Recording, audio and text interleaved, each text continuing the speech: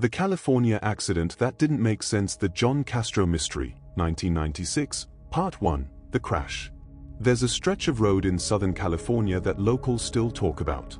It winds through the hills north of Los Angeles, quiet, dark, and mostly empty at night. Most drivers pass through it without thinking twice. But on September 14, 1996, something happened on that road that would quietly turn into one of the strangest murder investigations California had ever seen. At first, it looked like a simple accident. Just another car crash. But the truth was far darker. The call came into dispatch at 8:41 p.m. A driver had spotted headlights shining down into a ravine along San Francisco Canyon Road, about 30 minutes outside Santa Clarita. The man on the phone sounded nervous. He told the dispatcher, "Yeah, there's a car down there. Looks like it went off the road. I can't see if anyone's inside." Within minutes, a California Highway Patrol unit arrived. Officer David Morales pulled his cruiser onto the shoulder and stepped out. The night air was cool, and the only sound was the faint hum of insects in the brush. Down the slope, about 40 feet below the road, a green Toyota Camry was wedged against a cluster of small trees. The front end was dented, but it didn't look like the kind of violent crash Morales usually saw. Still, a car off the road was serious.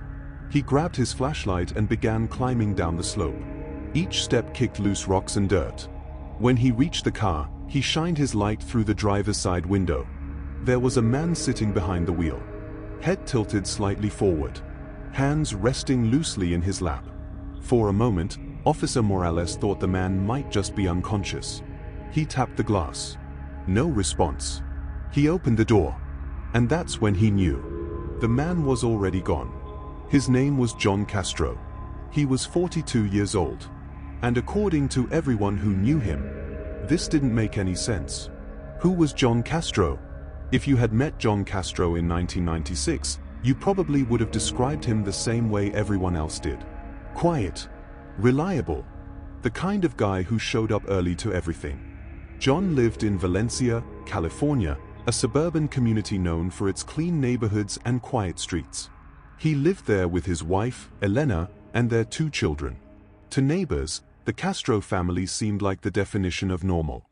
Every Saturday morning, John could be seen outside trimming hedges or mowing the lawn. Sometimes he'd wave at neighbors as they walked their dogs.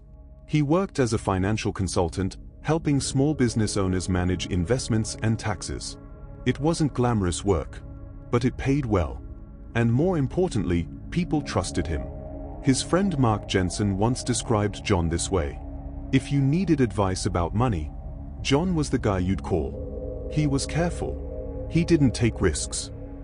Which is why the news of his death shocked everyone. Because John Kastro wasn't the kind of person who drove recklessly. He wasn't a drinker. He wasn't the type to fall asleep behind the wheel. So when police first told his family he had died in a car accident, something didn't feel right. But nobody could explain why. At least, not yet. The last time anyone saw him. Earlier that evening, John had left his house around 6:30 p.m. He told his wife Elena he had to drive into Los Angeles to meet a client. Late meetings weren't unusual in his line of work. Business owners often preferred to talk finances after their shops closed. So Elena didn't think anything of it. John grabbed his keys, kissed his kids goodbye, and walked out the door. That was the last time anyone in his family saw him alive. The next confirmed sighting of John came from a gas station camera. At 7:12 p.m., he stopped at a Chevron station near Silmar. The security footage shows him stepping out of his Camry. He looked calm. Normal. He filled his tank, went inside, and bought a cup of coffee. The cashier later told police he didn't notice anything unusual.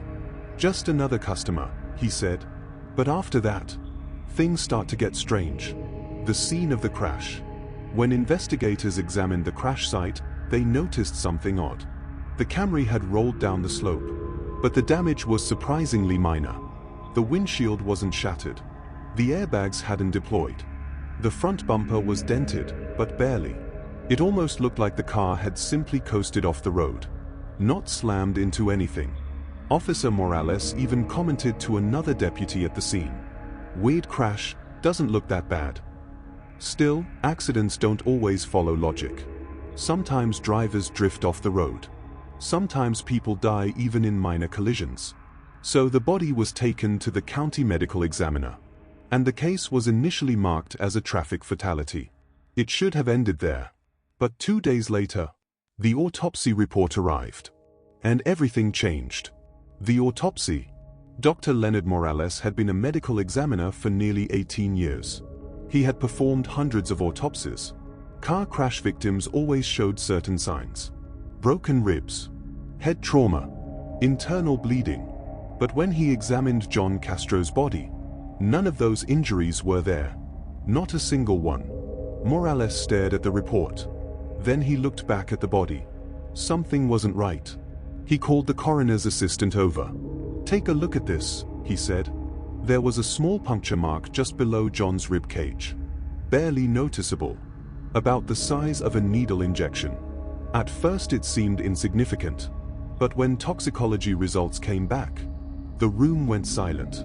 John Kastro had succinylcholine in his bloodstream. Now, if you've never heard of succinylcholine, it's a drug used in hospitals. Doctors use it during surgeries. It temporarily paralyzes muscles, including the muscles used to breathe.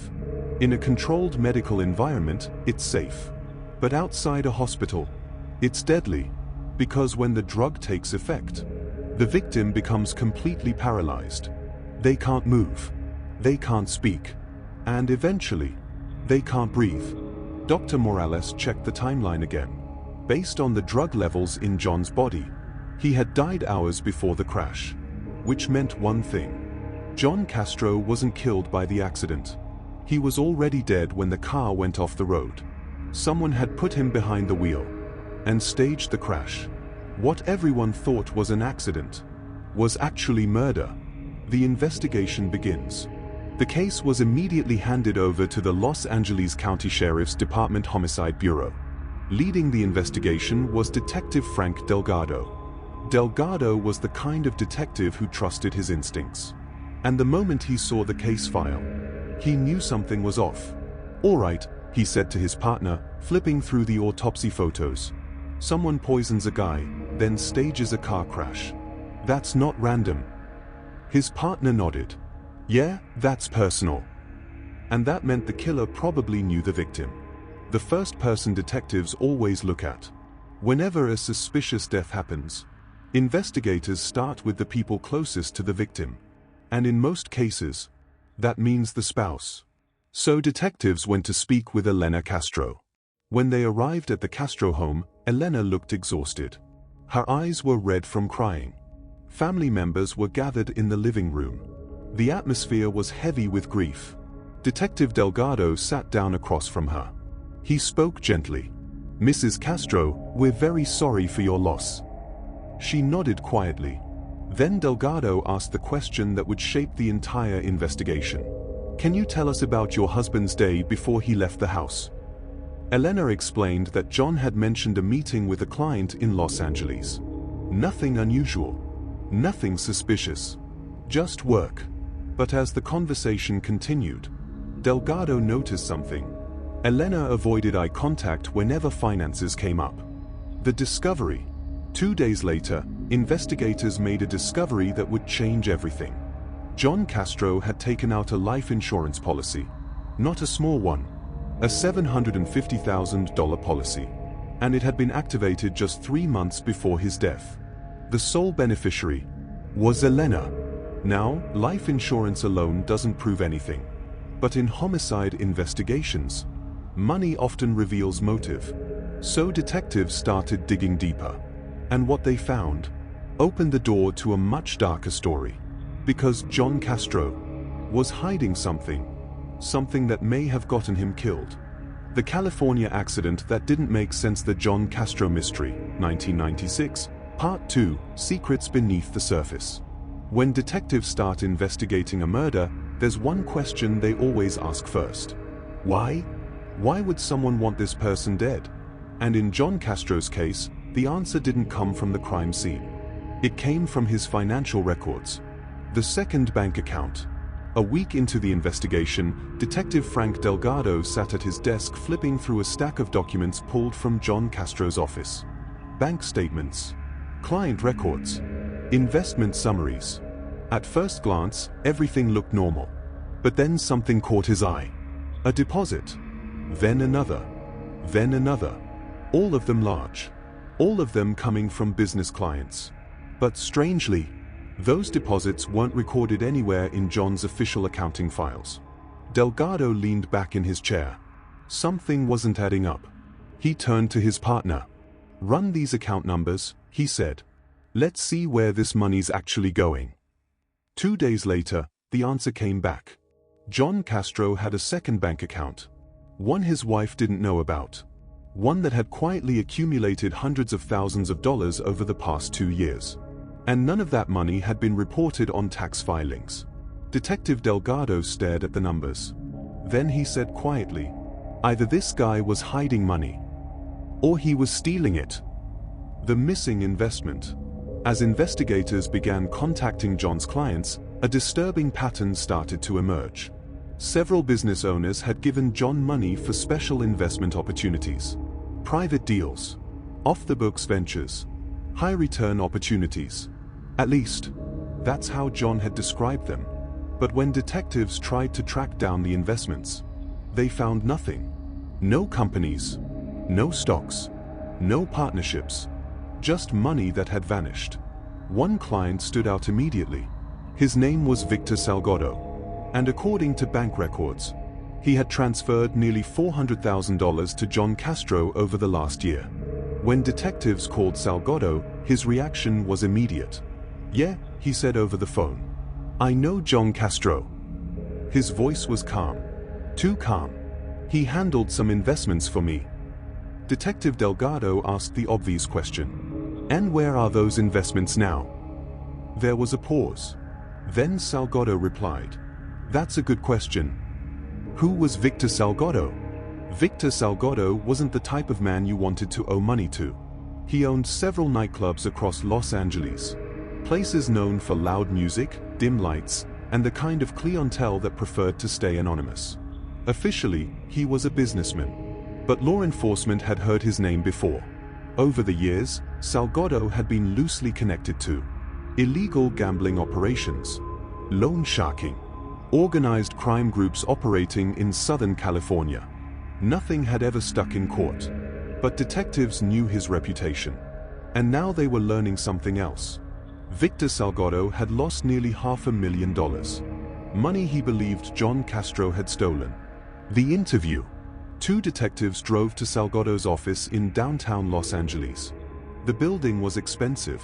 Glass walls, polished marble floors. The kind of place designed to impress people. Salgado greeted them with a polite smile. He was tall, sharply dressed, and completely composed. "Detectives," he said, shaking their hands. "I was very sorry to hear about John." The conversation started politely, but Delgado quickly shifted the tone. "So you gave him $400,000? Salgado nodded. "Yes. And you trusted him with that much money?" Another calm nod. John seemed like a trustworthy man.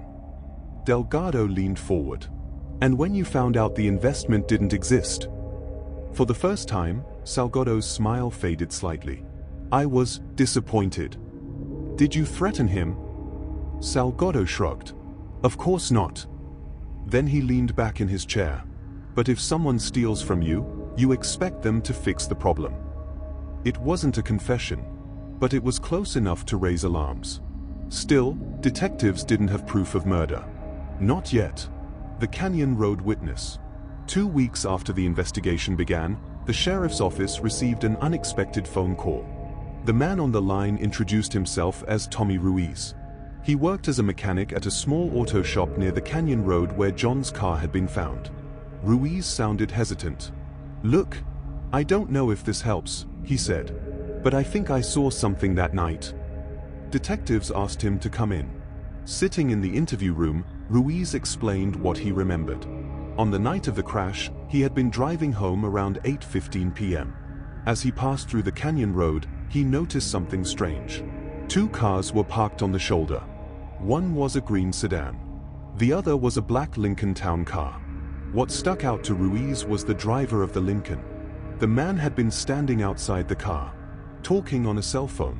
Ruiz remembered thinking it was strange. That road was quiet. Nobody stopped there at night unless something was wrong. Detective Delgado asked him, "Did you see the man's face?" Ruiz shook his head. "No, but I remember the car. Black Lincoln Town car." That detail immediately caught the detective's attention, because Victor Salgado owned a black Lincoln Town car. A darker theory. Now investigators began piecing together a possible scenario. If John had stolen hundreds of thousands of dollars from Salgado, then Salgado had a powerful motive. But poisoning someone with a surgical drug? That required planning. That required knowledge. That required access to medical supplies. Which meant there was probably someone else involved. And that's when another lead surfaced. One that detectives almost missed. The medical connection. During the financial investigation, detectives found an unusual payment from Salgado's business account. $50,000. Transferred to a man named Daniel Mercer. At first, Mercer's name didn't mean anything. But when detectives looked deeper into his background, they found something interesting. Daniel Mercer worked as a medical equipment technician.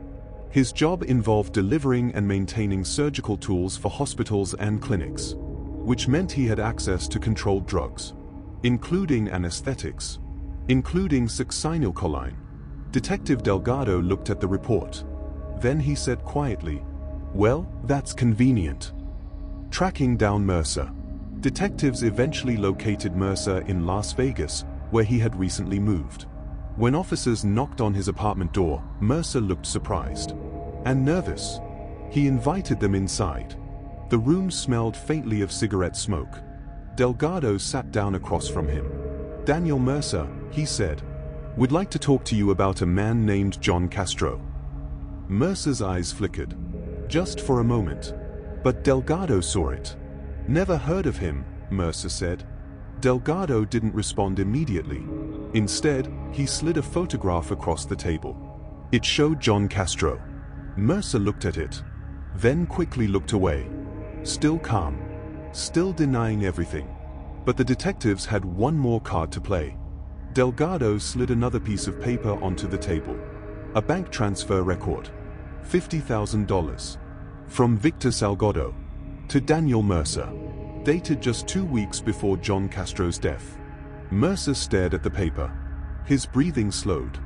Then Delgado said quietly, "That's a lot of money for medical equipment repair."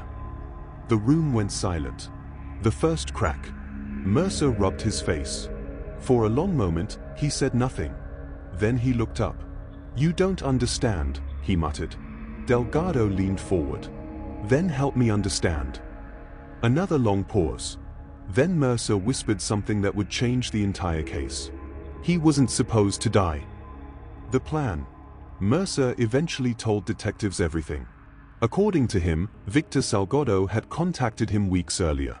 Salgado was furious about the missing money. He believed John Kastro had stolen it. But he didn't want to involve police.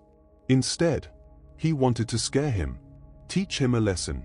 Mercer's job was to use a drug that would temporarily paralyze John. Just enough to terrify him. Just enough to force him to return the money. After that, Mercer said, they planned to stage a small accident. Something believable. Something that would cover their tracks. But something went wrong. Very wrong. The night of the murder. According to Mercer, he and Salgado met John on the Canyon Road that night. John believed he was meeting Salgado to discuss the missing investment. When John arrived, the conversation quickly turned heated. Salgado demanded his money back. John insisted it was tied up in a deal. Voices raised. Threats were made. Then Mercer stepped forward. He pulled out a syringe. John froze. "Relax," Mercer told him. "This will just calm you down." But John knew something was wrong. He tried to step back. Tried to leave. But Salgado grabbed him. Held him in place. Mercer injected the drug. At first, nothing happened. Then John's legs gave out. He collapsed against the car. His breathing became shallow. His eyes widened with fear. Mercer looked at Salgado. Something wasn't right. The dosage was too strong. Mercer panicked. "We need to call an ambulance," he said. But Salgado shook his head. "No." And then, according to Mercer, Victor Salgado made a decision. One that sealed John Kastro's fate. Mercer told investigators that after the drug took effect, John Kastro collapsed beside his car. He couldn't move. He couldn't speak. All he could do was stare in panic as the paralysis spread through his body. Mercer realized something was wrong almost immediately. The dosage had been too strong. He looked at Salgado and said they needed to call an ambulance. But Salgado had already made up his mind. According to Mercer's later testimony, Salgado refused. Instead, the two men lifted John's motionless body and placed him in the driver's seat of his Camry. They rolled the car down the dark canyon road, positioned it near the edge, and sent it into the ravine below. To anyone passing by, it would look like a tragic accident. Just another driver losing control on a dangerous road at night. But the autopsy told a different story. John Kastro hadn't died in that crash. He was already dead before the car ever left the road. What was supposed to be the perfect cover became the very clue that exposed the truth. Investigators eventually arrested both Victor Salgado and Daniel Mercer. Mercer cooperated with authorities and testified about what happened that night on the canyon road. Salgado was ultimately convicted for his role in the murder. The crash that was meant to hide the crime ended up revealing it. For John Kastro's family, the truth came with a painful realization. The man they loved didn't die in a random accident. He died because greed, betrayal, and desperation collided in the worst possible way. And for detectives who worked the case, the lesson was clear. Sometimes the smallest detail, a tiny puncture wound no one noticed at first, can unravel an entire lie. Even a lie staged on a dark canyon road in the middle of the night. Sometimes, what looks like an accident is anything but. If you found this story intriguing and want to hear more mysterious and chilling true crime cases like this one, make sure you subscribe to the channel for more thrilling content. Because the next mystery might be even more disturbing than the last.